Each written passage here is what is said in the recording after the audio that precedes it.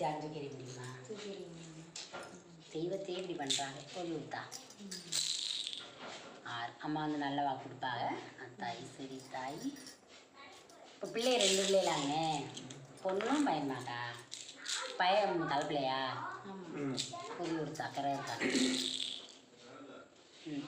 6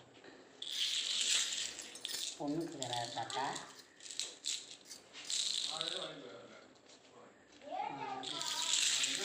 2 பிள்ளைகளுக்கும் கரை இருக்கா. இருக்கா அந்த மாதிரி இது நடக்குதாமா?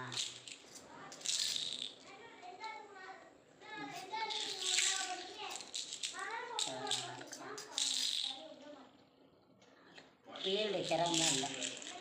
ஏன்னா கிரகம் சரியில்லைனாலும் வந்து ஆளுக்கு ஒரு திசையில் இருக்கிற மாதிரி இருக்கும். அதை நம்ம முதல்ல தெரிஞ்சுக்கணும்ல. கிரகக்காரெல்லாம் இல்லை சரியா? சிலர் சொல்லுவா கிரகத்தினாலோட இப்படி இருக்கா வைக்கிறான்னு சொல்லுவாங்கல்ல. கிரகத்துக்கெல்லாம் வேலை இல்லை. எல்லா சுயமே நல்லாத்தையும் விழுந்துச்சு. நீங்கள் கண்ணால் பார்த்தீங்கல்ல. அதனால் கிரகத்துக்கு வேலை இல்லை. தாய் சரி தாய் குலசாமி வரணும் தான். அப்படியே ஒரு இடத்துல மனசு வந்து அப்படியே பற்றி எரியுது மனசு. அந்த மாதிரி இருக்கான். அவன் கும்பிட தெய்வத்தை வரணும் தான்.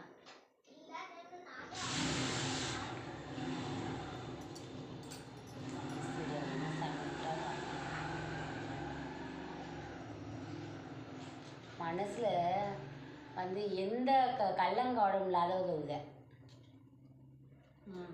எதையும் பற்றி வந்து மனசில் யாரையும் பற்றி போகாமையோ எதுவோ இல்லாமல் தான் உண்டு தான் வேணுன்னு இருக்கவங்க அப்படி இருக்காங்களாம். ஆனால் கண்ணீருக்கு பஞ்சமே இல்லை. கண்ணீருக்கு பஞ்சமே இல்லை. இங்கே குலசாமியில் ஆளவே காணுமே. குலசாமி இருந்தால் அதுக்கு கண்டதுலாம் கொண்டு இழுத்து விடுது. குலசாமியை காணுமே. ஒவ்வொரு விதத்துலையும் பார்த்து குலசாமி தான் இருக்குதா இல்லையாங்கிறது தெரியல. வெத்தலையே வரலையே. வெத்தலையே வரலையே. அந்த இடத்துலானே நிற்கிறான். அப்புறம் குலசாமி எங்கே வருது?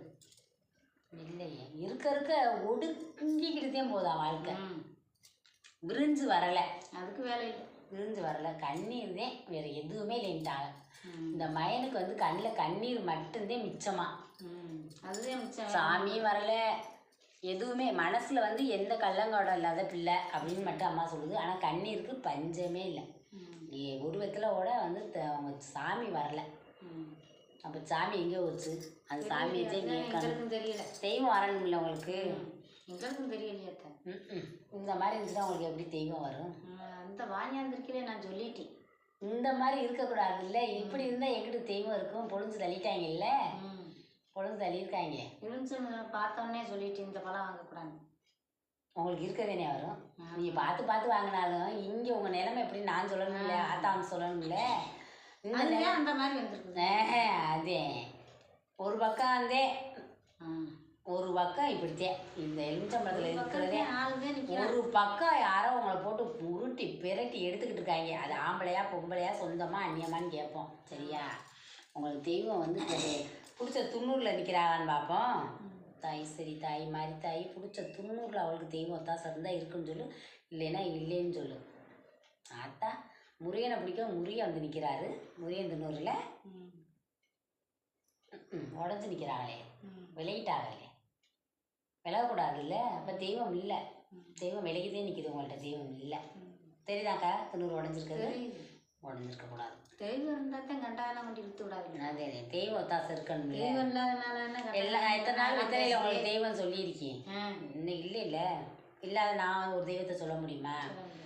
உடஞ்சதே இருக்குது. 2ஆத்தே இருக்குன்னா வாழ்க்கையில் வந்து அவங்களுக்கு உடஞ்சி போச்சு சரியா?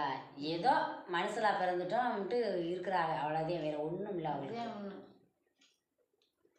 அவங்க மனசை அவளே தேத்திக்கிட்டு இருக்காங்க. நம்ம இது என்ன பண்ணுறதுன்னு தெரியாமல் தேத்திக்கிட்டு இருக்காங்களாம். சரி ஆத்தா ஈஸ்வரி அழைச்சி கேட்போம். அதுவே அருளில் வந்து அவள் என்ன சொல்கிறான்னு நம்ம பார்ப்போம். அருளில் வந்து